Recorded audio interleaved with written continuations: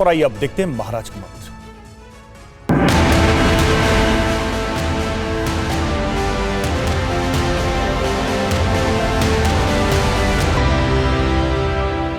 राधे राधे गुरुजी।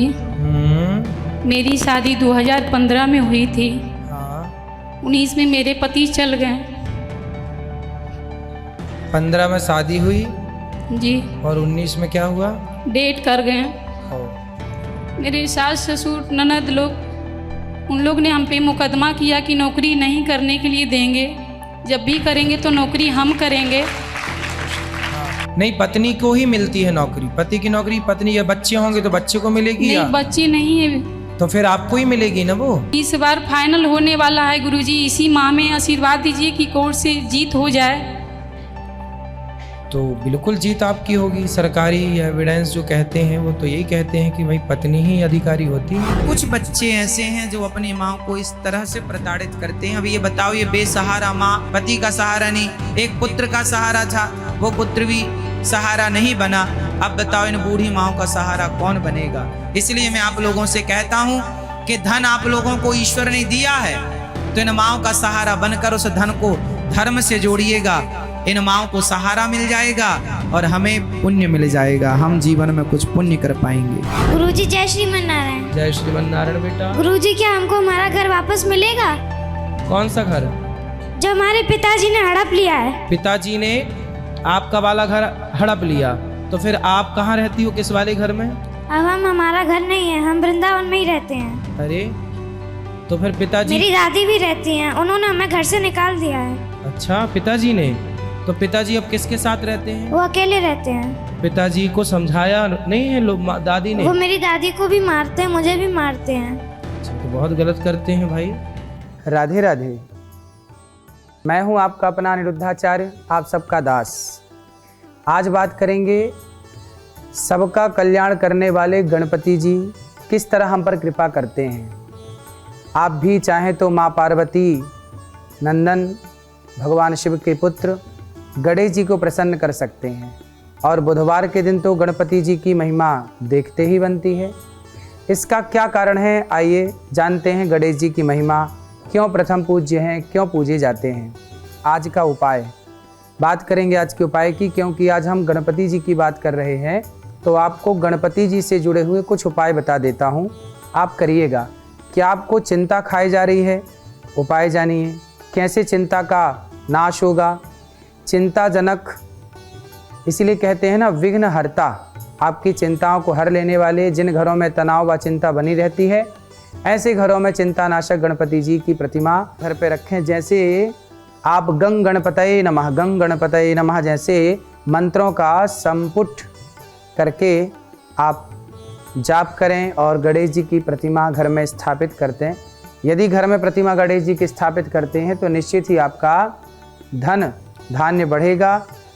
आज हर व्यक्ति दौलतमंद होना चाहता है, इसलिए प्रायः सभी घरों में गणपति जी के स्वरूप को तो होना ही चाहिए, और प्रतिमा को मंत्रों से संपुट करके स्थापित किया जा सकता है। बढ़िया प्रतिष्ठा कराएं, ब्राह्मण देवता को बुलाकर प्रतिष्ठा कराएं, वो गणेश जी की पूजा करें, और आप बड़े प्रेम से गंग गणपतये नमः का जाप करें। कहते हैं घर में दरिद्रता का लोप हो जाता है, सुख समृद्धि व शांति का वातावरण कायम रहता है। यदि आप भगवान की कृपा चाहते हैं तो गणेश जी की पूजा करें।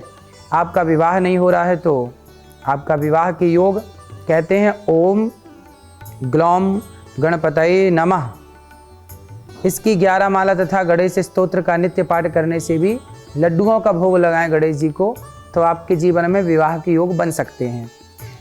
क्या ज़मीन से जुड़ी हुई कोई बात है, कोई विवाद है या सुलझ नहीं रहा है, तो संकट नाशक गणेश स्तोत्र एवं ऋण मोचन मंगल स्तोत्र भी 11 पाठ करें, जिससे आपका ऋण भी, आप ऋण मुक्त हो सकते हैं और कष्ट दूर हो सकते हैं। क्या आप किराए के मकान में से अपने घर में शिफ्ट होना चाहते हैं, तो गणेश जी आपको आपका घर, आपकी मेहनत करते रहिए, आपका कर्म करते रहिए। गणेश जी भगवान उन्हीं का साथ देते हैं जो व्यक्ति अपनी मेहनत करता है।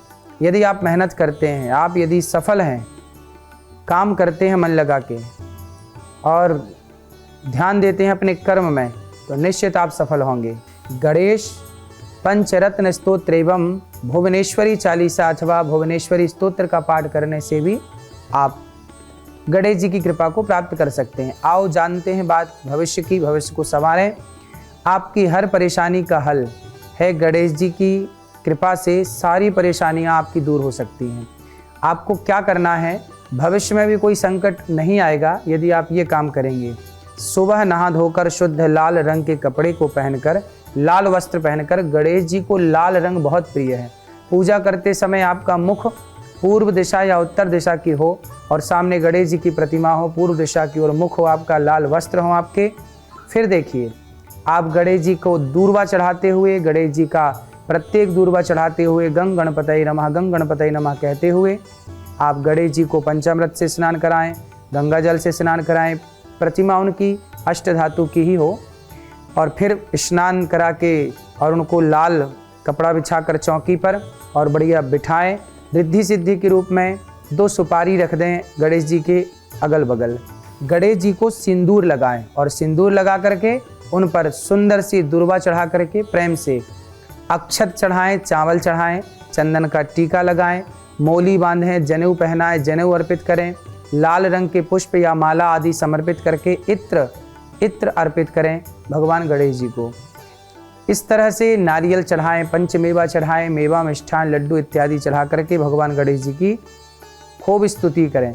हाथ जोड़ करके गणेश जी को कहें कि हे गणपति बप्पा, आप विघ्नहर्ता हैं, इस दासी के, इस दास के विघ्न हरिए, इस जीवन में आए हुए संकटों को आप दूर करिए, भगवान की भक्ति देकर हमें कृतार्थ करिए। लौंग इलायची अर्पित भी कर सकते हैं, दीपक जला करके धूप बत्ती इत्यादि जलाएं। गणेश मंत्र का उच्चारण करें।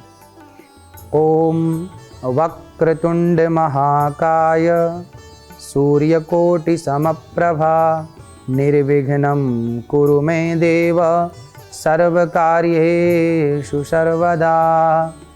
कपूर जला करके गणेश जी की आरती करें और फिर आरती गाएं। जय गणेश जय गणेश जय गणेश देवा, माता जाकी पार्वती पिता महादेवा। बात करेंगे आज के पंचांग की। आज 27 नवंबर है, द्वादशी तिथि है, दिन बुधवार है, चित्रा नक्षत्र है, आयुष्मान योग है। आज बुधवार चित्रा नक्षत्र में जात कर्म नामकरण डोला रोहन का मुहूर्त मीन लग्न में, जो कि 1:34 से लेकर के 3:02 तक रहेगा। इस लग्न में एवं पुराने स्थान पर जो भी घर आपका बना हो, उस घर का गृह प्रवेश का मुहूर्त भी इसी लग्न में आप आज कर सकते हैं।